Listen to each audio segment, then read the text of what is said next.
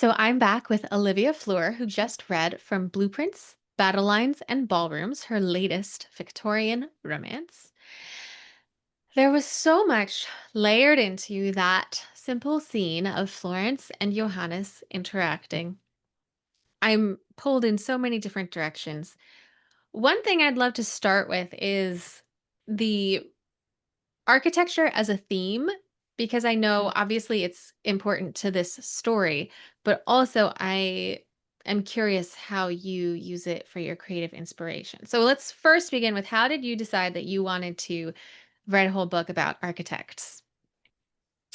That was easy. When I first had the idea for doing this as a series based on the street, I knew I wanted to have a story about architects. Like it was always about having lots of professionals rather than aristocracy. So I'm obsessed with jobs and things.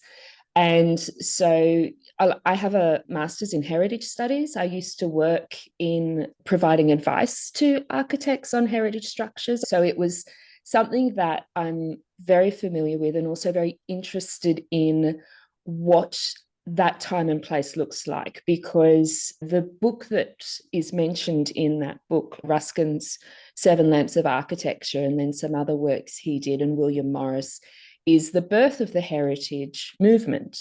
And it was, all my stories are just a way to research something I'm interested in and to find out more about. And so that was it. And so Florence is much more on the modern side of architecture and the idea of making things more efficient and cheap and using things from a factory.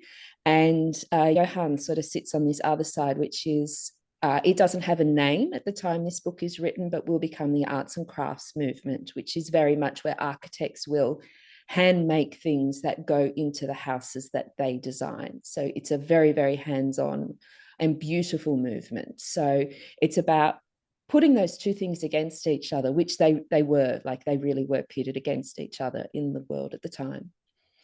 And in this scene, it sounds like it's not just a stylistic choice, but there's also this connection to, for Johann anyway, this idea that, you know, the British culture has gone somewhere bad, and Yeah. through something like this style of architecture can get back to this time that he perceives to be better. And I think nostalgia is very prevalent right now in Mm. our cultural discussions. So, how did you think about approaching that theme?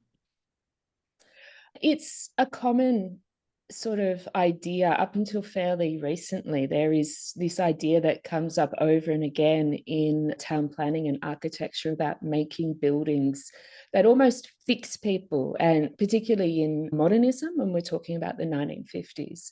There is this idea that if you can just design better places, then all the people who live there will be better people and will be fixed people.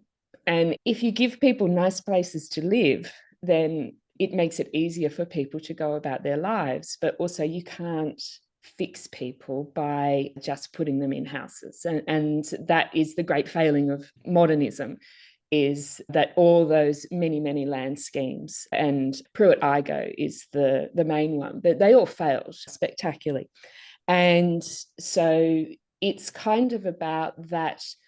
I wanted to tap into that idea at this early stage, but it is this sort of head on against a very, very fast changing world. It's the start of so many things happening in terms of architecture and town planning and urban design, because out of a lot of the pressure from men like William Morris and the arts and crafts movement comes this push from wider across society to make these places better and to clean up the tenements, to put in proper drainage, things which no one had ever, hadn't been done before. They're not priorities.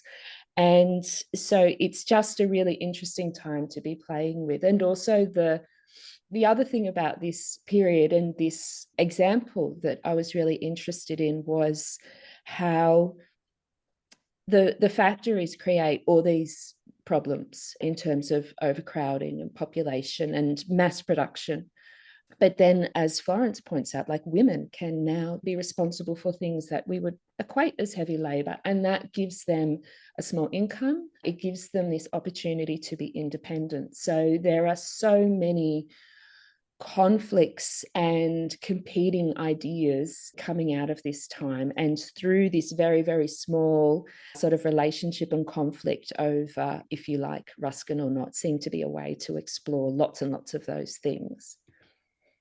Yeah.